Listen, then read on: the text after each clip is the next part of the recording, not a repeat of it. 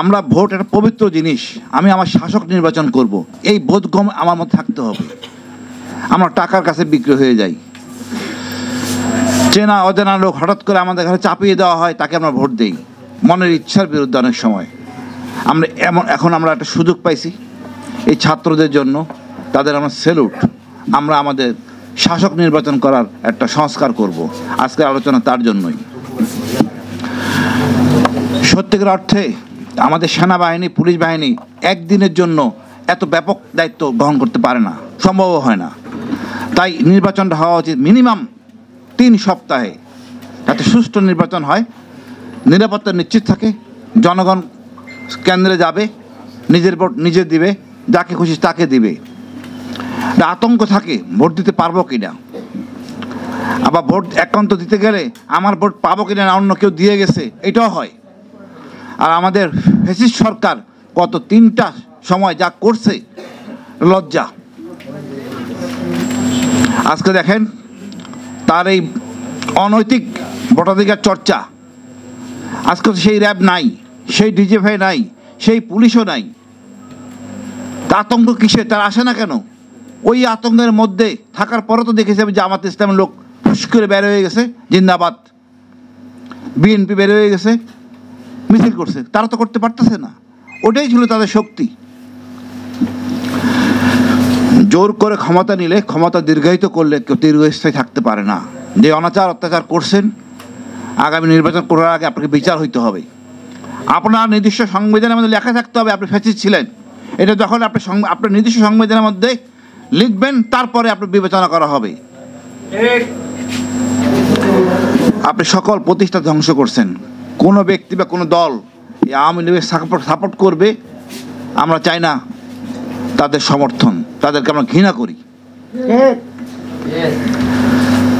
আমার মনে হয় এই যে কমিশন, নির্বাচন কমিশন, এখানে সব আমলা। কারণ আমলা ছাড়া কি কমিশন বানানো যায় না? এই আমলারাই তো দুষ্ট। আর নির্বাচন করবে কি রিটার্নিং অফিসার, সেও একটা আমলা, দায়বদ্ধতা থাকে। আমাদের এখানে একটা স্থায়ী ব্যবস্থা করতে হবে, এই বিশেষ করে জেলা পর্যায়ের নির্বাচন কমিশনারগুলি, তাতে এখানে বারে বারে অ্যাডহক দিলাম, সেই সুবিধা লোক যেন খুশি করে দিয়ে আবার চলে আসলো, এটা হয় না। আমাদের সংস্কার যখন করতেই হবে, আমি মনে করি এইখানে একটু ভাবার দরকার আছে। আমলা বহির্ভূত, আমলা ছাড়াই আমাদের নির্বাচন কমিশন এবং রিটার্নিং অফিসার।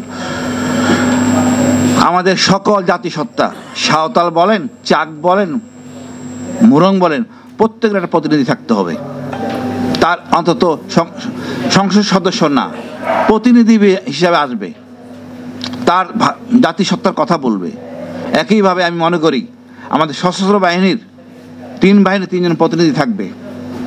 আপনারা নিয়ে আসবেন ওই মমতাজ বেগমকে, আইন প্রণেতা, এরকম অথর্ব লোক আনবেন, একটা কলঙ্কিত করবেন সংসদীয় এই মর্যাদা আইন প্রণেতার, এটাকে যায় না।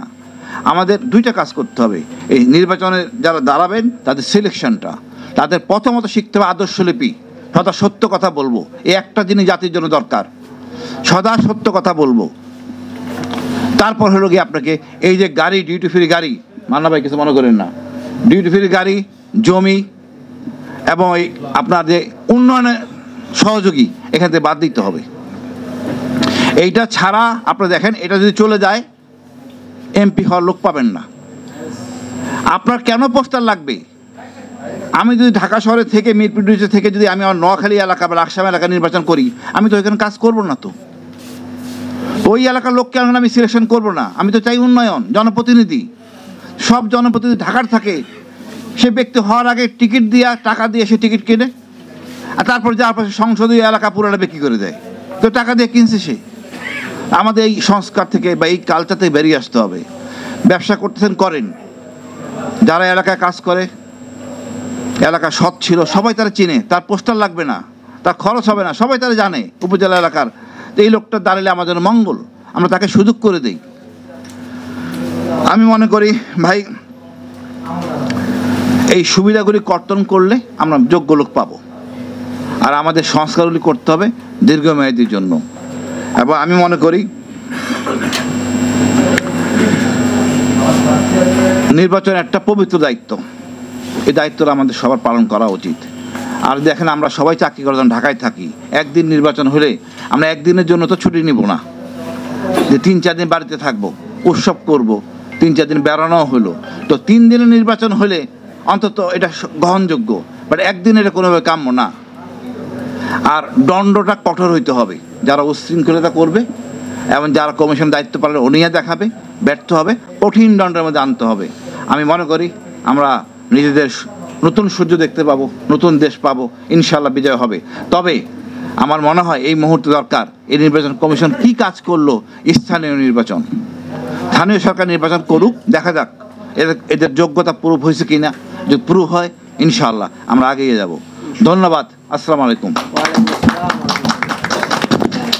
ধন্যবাদ কর্নেল হাসিন ভাইকে।